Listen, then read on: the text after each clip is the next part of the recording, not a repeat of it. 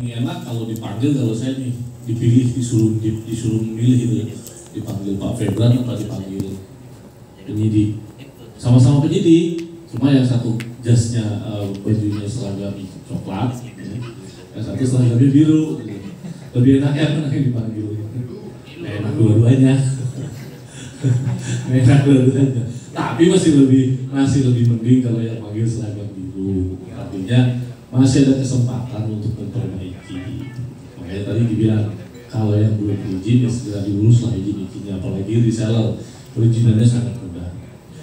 Nah, kita masuk kepada hal yang pertama.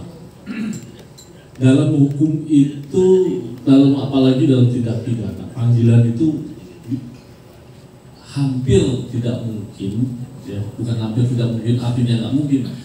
Kecil kemungkinan pemanggilan itu dilakukan langsung tersangka, kecuali tertangkap tangan. Tertangkap tangan itu bagaimana? Oh, bisa baca. Dalam telekomunikasi mungkin nggak mungkin tertangkap tangan. Misalnya tiba-tiba polisi dia berlangganan ISP, berlangganan akses internet ya dari mitranya keluarkan invoice sendiri, polisinya tahu. Ini mitra ini belum punya izin, ini namanya tertangkap tangan, bisa langsung ditangkap, langsung tersangka. Di luar itu pakai dia penyelidikan. Nah, surat yang dikirimkan itu pasti masih penyelidikan. Kalau penyelidikan itu namanya baru dia mau memulai menggali, baru mau mencari alat bukti. Nah, dalam hukum pidana rumusnya, ya bukan dalam hukum pidana, ini dari sebuah anekdotnya orang-orang secara umum lah.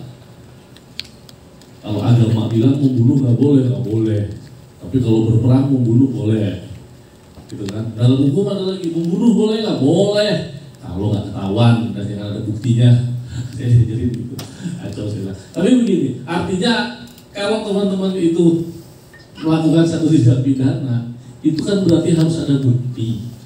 Nah, ketika polisi melakukan satu penyelidikan, itu dia dalam rangka mencari bukti. Dan jangan takut bahwa saya salah apa. Jangan dulu berprangka bahwa saya salah, jangan. Baca di surat penyelidikan. Pasti laporan judulnya klarifikasi. Cuma diminta klarifikasi tentang apa?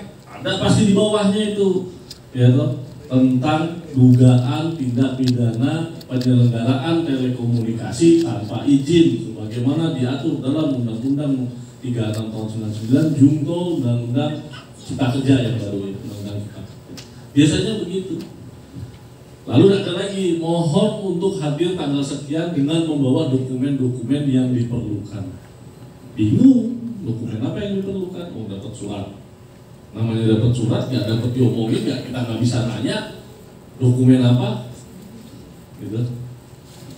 Nah, panggilan biasanya, pengalaman saya di telekomunikasi, teman-teman yang dipanggil itu waktunya mepet. Hari ini surat datang, besok harus sudah datang. Terus apakah harus wajib datang? Enggak juga, telepon aja, Pak, saya sibuk, saya janji nih 3 hari, 4 hari lagi lah saya datang. Boleh nggak? Boleh. Yang penting kita tepati dengan yang kita bilang tadi. Karena sama aja, pakai jasa pengacara advokat juga sama aja ditelepon penyidiknya. Pak, nanti saya antar klien saya, misalnya seminggu lagi saya antar ya, gitu. Sama aja. Jadi sendiri pun bisa. Yang penting ketika kita ngomong bahwa Pak, tunda dulu panggilannya, saya besok nggak bisa 3 hari 4 hari, baru saya akan hadir. Polisi pasti oh ya. Kenapa kita harus menunda? Kalau reseller tujuannya untuk melihat satu, dokumen perizinan kita siapkan. Yang kedua, dalam reseller ini kan nggak berdiri sendiri. Yang terlibat kemudian ada subjek hukum lain di belakang kita, yaitu ISP-nya. Nah, kalau sudah sampai ke ISP-nya, sejak awal kita harus konsultasi sama ISP-nya. Saya ada panggilan. Kira-kira kita tebak nih, Ini mau ngarah kemana? Pertanyaan ini akan banyak. Nggak akan cuma ditanya izinnya mana? Oh saya reseller, mana izin reseller? Oh ya udah selesai. Nggak akan begitu. Karena namanya penyelidikan mencari dan menggali. Dia akan mencari dan menggali. Mencari dan menggalinya dari pertanyaan-pertanyaan di BAP yang secara resmi.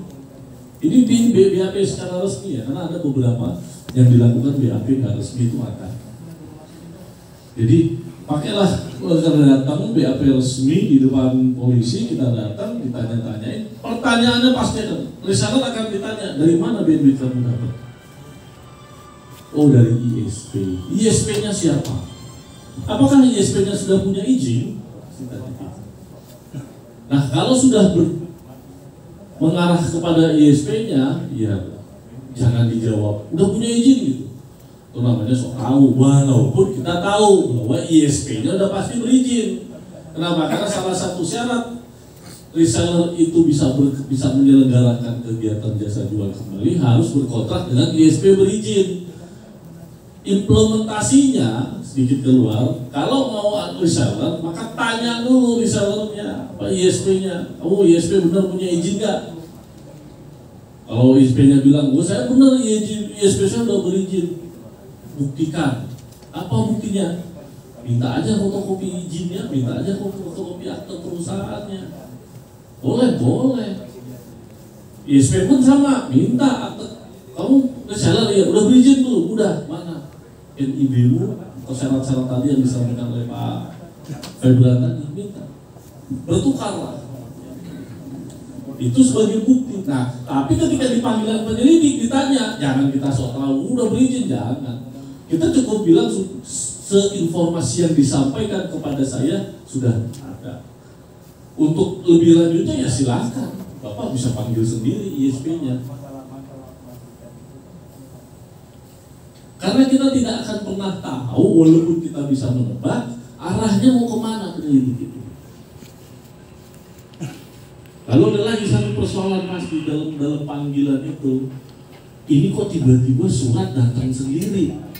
Karena umumnya di masyarakat kita di Indonesia, pengalaman saya, yang namanya panggilan selalu harus ada laporan. Pasti begitu coba. Pasti kalau ada panggilan pasti bingung. Bisa bayang ngelaporin saya? Oh nyari-nyari.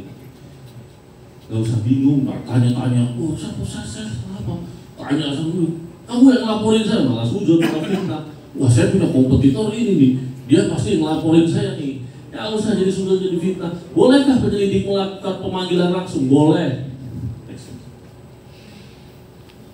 Next. Nah ini. Laporan polisi tentang adanya tindak pidana dibuat sebagai landasan dilakukan proses penyelidikan dan atau penyidikan terdiri dari laporan polisi model A dan laporan polisi model B. Next. Nah, laporan polisi model A yaitu laporan polisi yang dibuat oleh anggota Polri yang mengalami, mengetahui atau menemukan langsung peristiwa yang terjadi. Yang B yaitu laporan polisi yang dibuat oleh anggota Polri atas laporan yang diterima oleh masyarakat. Umumnya pakainya itu laporan A. Saya belum pernah ada yang lebih.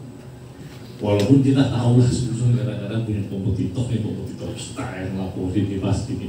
Tapi yang keluar pasti surat laporannya panggilannya gitu, suratnya tipe A, nggak ada bukti. Ini dibuat sendiri sama polisi. Implementasi ini banyak, kreativitas polisi penyidik. Wow, kreatif banget kalau urusan ini. Datang dia naik motor aja nih, lihat yang di rumah orang, yang triangle. Standar langsung ketok. Yang striker siapa ini? Boleh nggak? Boleh. Minta surat tugas. Pak itu namanya ngajak berantem. Pasti polisi nggak terima kalau dia jangan. Dia cukup nunjukin saya dari kepolisian Polres ini. Saya lihat ada tiang ini punya siapa?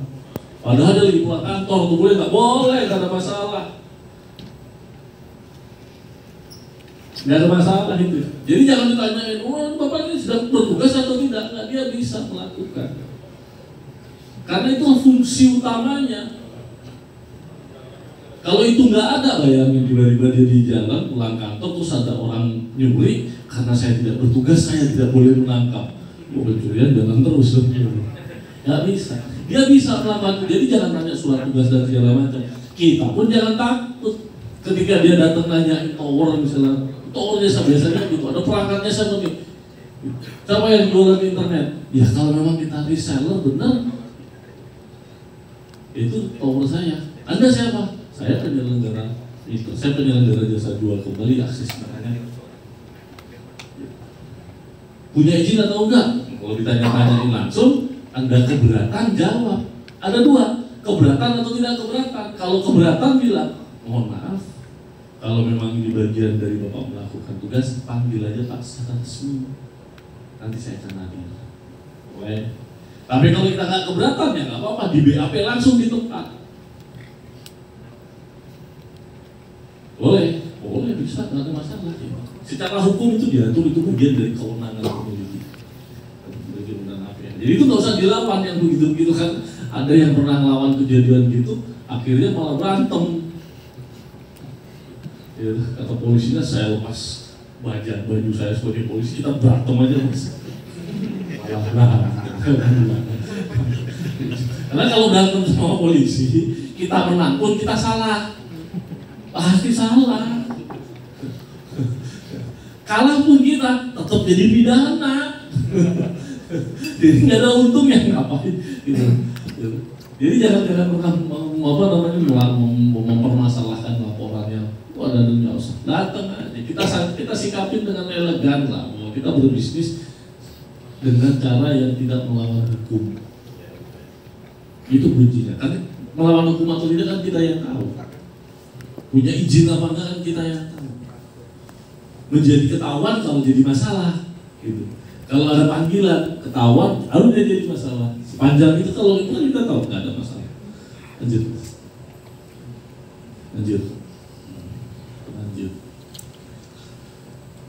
Nah ini tugas wewenangnya, bisa menerima, mencari keterangan, menyuruh berhenti seseorang, mengadakan tindak lain menurut hukum yang bertanggung jawab. Lanjut.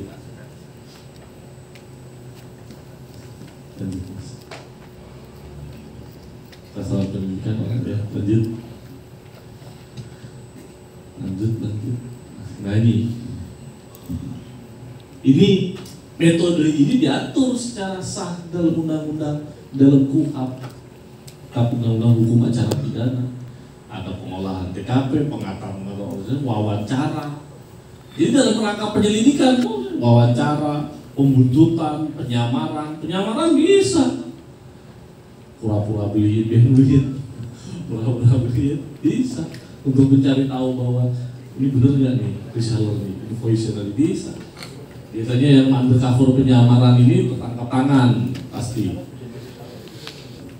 Ke sebagian besar, contohnya sih narkoba itu sering kan dilakukan dengan penyamaran tertangkap tangan. Pembelian terselubung, penyerahan di bawah pengawasan, untuk pelacakan dan atau pemberian analisa dokumen.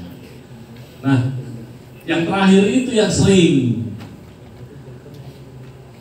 Yang terakhir itu dan atau penelitian dan analisis dokumen. Nah, disinilah makanya saya bilang fungsinya kita mengulur waktu supaya apa? Analisis dokumennya. Karena kita nggak tahu, benar nggak ini ada laporan, benar nggak ada kompetitor. Apalagi dunia bisnis, pengalaman saya di dunia bisnis, laporan polisi itu memang ada kompetitor urusannya apa? Nyari tahu harga, rumusnya bagaimana, dia jualan berapa produknya, siapa